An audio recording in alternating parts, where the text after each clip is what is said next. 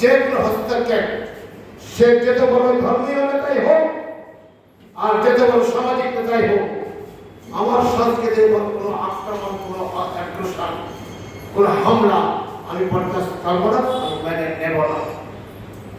কথা বলতেছিলাম প্রধানমন্ত্রীর সঙ্গে নৌকা বাইচ, আবহমান বাংলার সাংস্কৃতিক উৎসব এই নৌকা বাইচ। পাকিস্তান আমলে আমি লক্ষ্য করেছি ছোটবেলায় আমাদের বাড়ির সঙ্গে 14ই আগস্ট পাকিস্তান দিবস, সেই দিবসে নৌকা বাইচ হতো প্রতি বছর এবং পুরস্কারও দেওয়া হতো। আর নৌকার মাঝি মোল্লারা যে সুরে গান গাইত, বাংলার যে একটা সংস্কৃতি, চিরন্তন সত্য, যে মানুষের ভাব আবেগ ফুটে উঠত, এইগুলির উপর আজকে চোখ রাঙানি হচ্ছে।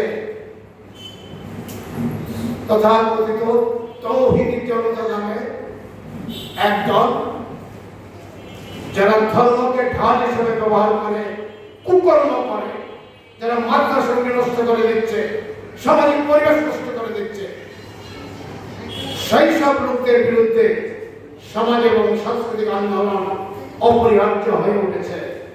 তাই বাংলাদেশের ইতিহাস এবং ঐতিহ্যকে যদি আমাদের ধরে রাখতে হয়, তাহলে আমাদের শক্তিশালী অবস্থান সৃষ্টি করতে হবে এবং জনউদ্যোগ তার অংশীদার হিসেবে কাজ করবে।